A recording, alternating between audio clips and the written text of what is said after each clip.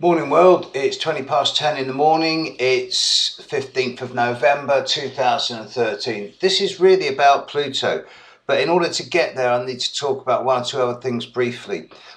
A number of my friends are getting hit by either really strong conjunctions, squares or oppositions from Neptune to their Sun.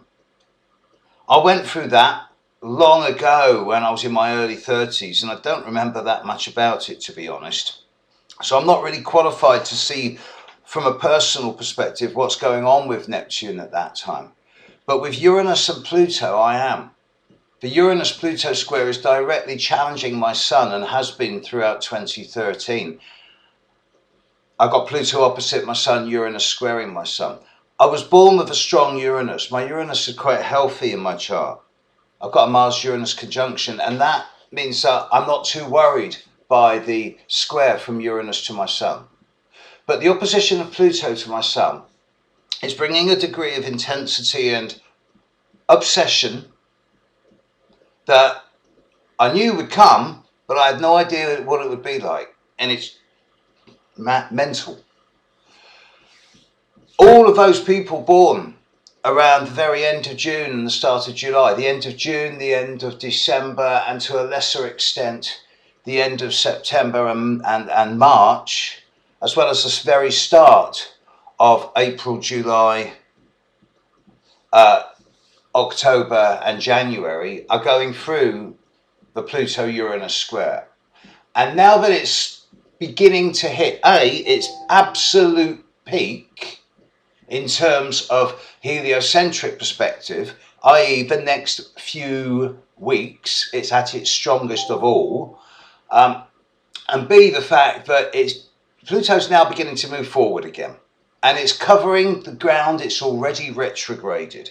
There's a change in the transformative process, and in my personal experience, the levels of intensity, compulsive behaviour or potential, both in my life and seeing it around me, is getting just stronger and stronger.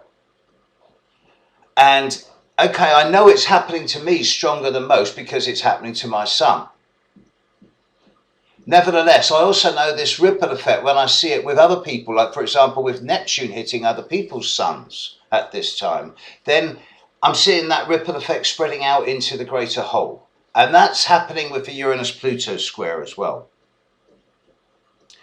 I know I repeat myself with this one, but the level of intensity and extremes, of crises and trauma, of compulsive and obsessive behaviour, which the Pluto-Uranus square is generating, along with the capacity, it has to be said, for innovation, futurism, novelty, stimulus mixed with imagination and this type of energy,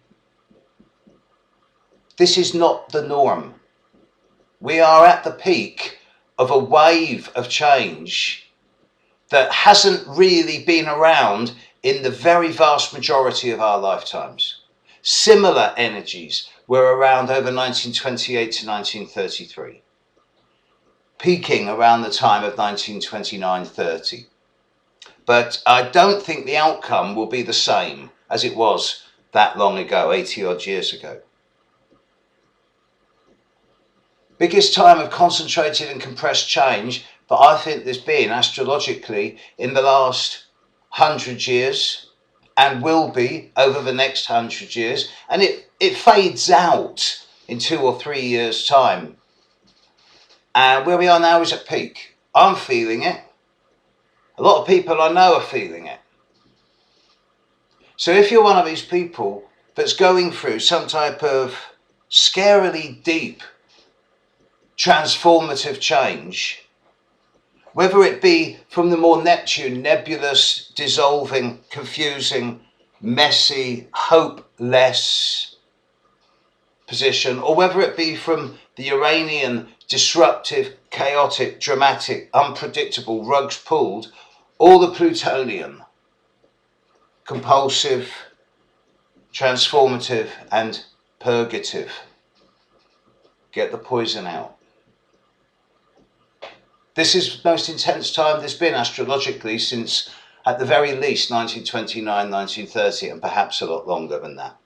So by talking to the world, in a way, I'm talking to myself. And it's like saying, okay, stick with it. Stick with it. By the time we're into January, February of next year, this wave is going to be decreasing, and there's going to be a bigger wave which is going to be affecting different situations, different environments, different groups of people rebuilding up in the background. Okay, just social meanderings, folks. Catch you later. Bye.